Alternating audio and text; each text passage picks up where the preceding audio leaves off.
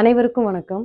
கடந்த 2 நாளா ஒரு மாரி பயங்கர மன உளைச்சல்ல இருந்ததுனால, நான் இங்க எதுவுமே பேசல. ஆக்சுவலா பேசுற வார்த்தைகள் ரொம்ப வேற மாதிரி போயிரும் அப்படிங்கிறதுனால, ஆ பேசல.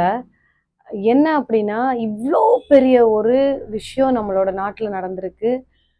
ஆ இத்தன பேர வந்து நம்ம பலி குடுத்துருக்கோம். இப்படி ஆயிடுச்சே அப்படிங்கிறத நெனச்சு நான் சனிக்கிழமை நைட் ஒரு செகண்ட் கூட நான் தூங்கல. ஆனா, நேத்தைக்கு நடந்த விஷயம் இன்னும் ரொம்ப ஒரு மாதிரி ரொம்ப கஷ்டப்படுத்துது ஆக்சுவலா.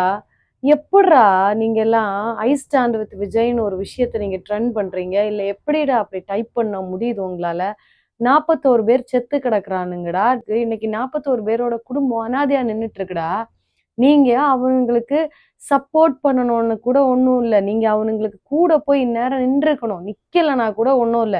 நீங்க என்னடான்னா 41 பேரு சாகுறதுக்கு காரணமா இருந்த ஒருத்தன தூக்கி வச்சுட்டு, ஐ ஸ்டாண்ட் வித் விஜய்ன்னு போஸ்ட் பண்ணிட்டு இருக்கீங்களே! வெட்கமா இல்லையாடா உங்களுக்கெல்லாம்? உங்க வீட்ல இந்த மாரி யாராவது ஒருத்தங்க உங்க வீட்ல இந்த மாரி நடந்ததுன்னா, இப்படிதானடா ஐ ஸ்டாண்ட் வித் விஜய்ன்னு ட்வீட் பண்ணிட்டு இருப்பீங்க நீங்கலாம். 8:45க்கு நாமக்கல்ல பேசுறேன் அப்படின்னு பெர்மிஷன் வாங்கியிருந்த ஒரு ஆளு, 8:45க்கு சென்னையிலருந்து கிளம்புறாரு அப்படின்னா, உங்கள எல்லாம் எவ்ளோ தூரத்துக்கு இதுவா நெனச்சு வச்சிருக்காருல்ல? சரி. கரூர்ல இப்படி ஒரு கொடுமை நடந்துருச்சு. யாருமே எதிர்பார்க்காத ஒரு கொடுமை நடந்திருக்கு. இதுல யாரையும் குறை சொல்றதுக்கு நான் இப்ப இந்த இடத்துல இல்ல. நடந்துச்சுல்ல. பத்திரிக்கைக்காரன் கேட்கிறான்ல. ஏன்யா 30 பேர் செத்துருக்காங்க சார், 30 பேர் செத்துருக்காங்க சார்ன்னு ஒருத்தர் கத்துறார்ல. ஒரு நார்மல் மனிதாபிமானம் இருந்திருந்ததுன்னா, ஒரு மனசாட்சின்னு ஒண்ணு இருந்ததுன்னா, அட்லீஸ்ட் நின்னு ஒரு வார்த்தை பதில் சொல்லிட்டு போனியா நீ? உன் உயிர காப்பாத்திக்கிறதுக்கு இவ்ளோ ஃபாஸ்ட்டா ஓடுனியேடா! நீயாடா மக்களுக்கு உயிர காப்பாத்த போற?